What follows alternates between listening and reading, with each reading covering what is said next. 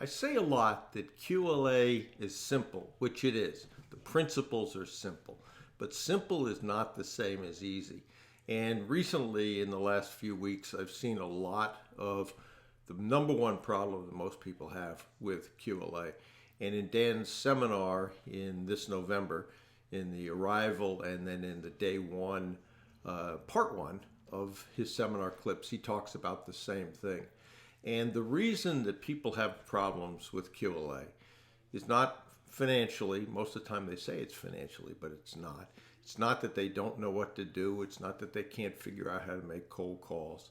But it's the emotional strength that QLA requires and the rejection that you get and pushing through that.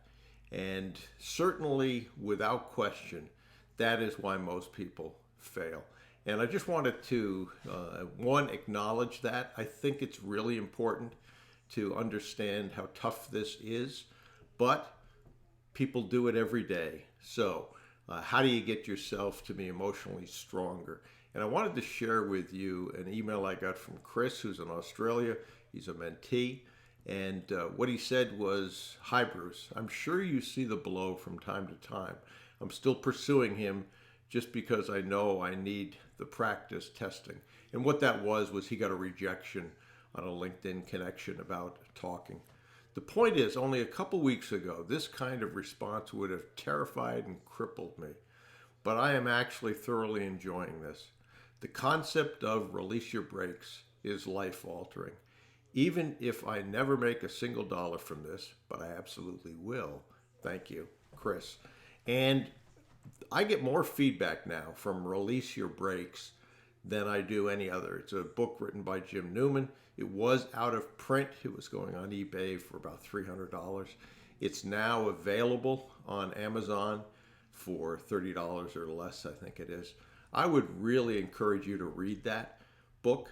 And almost to a person, I've heard they didn't realize what they needed to change and how to change it until they read Release Your Brakes.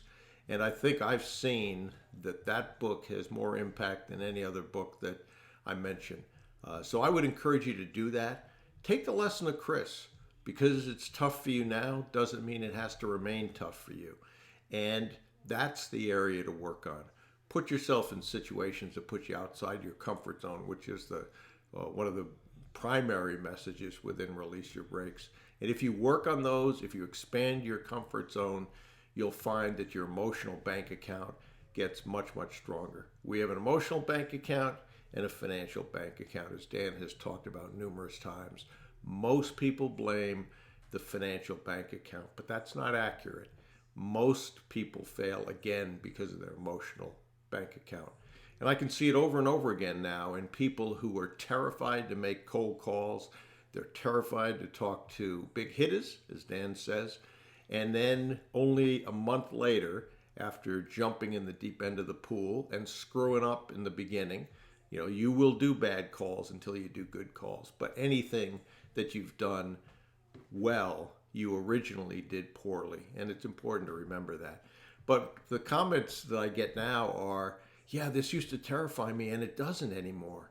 Yesterday, in a weekly report, one of the mentees is tracking things that scare him.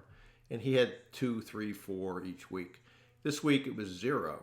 And he said, the things that used to scare me don't scare me anymore. So now I got to find new things to scare me. So this is a short video, but I think it's a critically important message. Work on the emotional bank account. Hang in there when it gets tough. Read Release Your Brakes. If you do that, I'd love to hear your feedback from it. And I think what you're going to find is that your situation will be very much like Chris's. You'll look at things differently. I've had people, when they read that book, had to stop somewhere throughout because it was too emotional to them when it explained their upbringing or why they are the way they are. So really, really important. So if you do nothing else, go get a copy of Release Your Brakes and read it. Jim Newman, who wrote it, was one of Dan's mentees and a big part of his success, I believe.